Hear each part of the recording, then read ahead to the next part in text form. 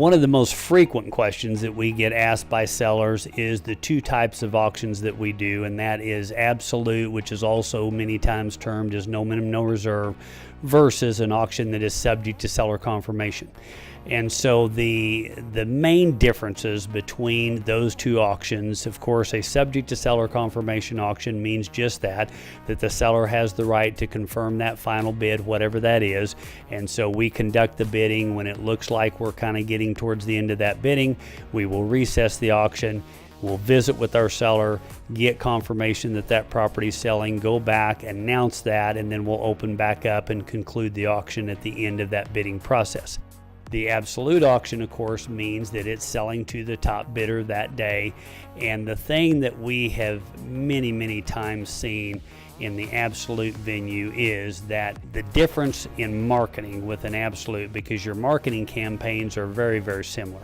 But when it comes to marketing absolute, what you're telling the public from the get-go is that we're not here to have inventory. We're not here to investigate what a property is worth. We're here to do business, and if you are the top bidder, you are going to own the property at the end of this auction. And that is the most powerful enticement that we have found to draw buyers to an auction.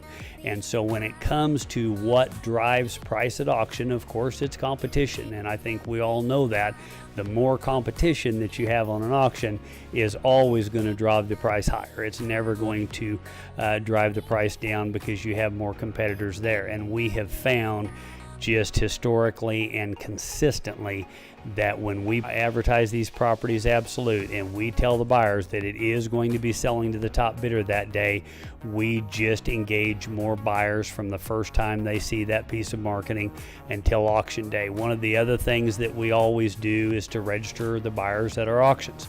And we see the registrations much higher on the properties that are absolute versus the properties that are subject to seller confirmation.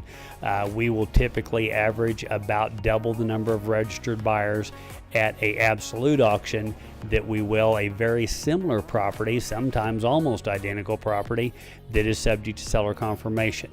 And again, we feel like the catalyst for that is the fact that you are letting the buyers know right up front that this property will be selling to the top bidder that day, and that seems to engage a lot more buyers. It engages their interest. You know, a buyer in today's world that's going to be a participant on an auction, they're going to spend time and effort and due diligence and sometimes money getting themselves ready to be a participant in an auction.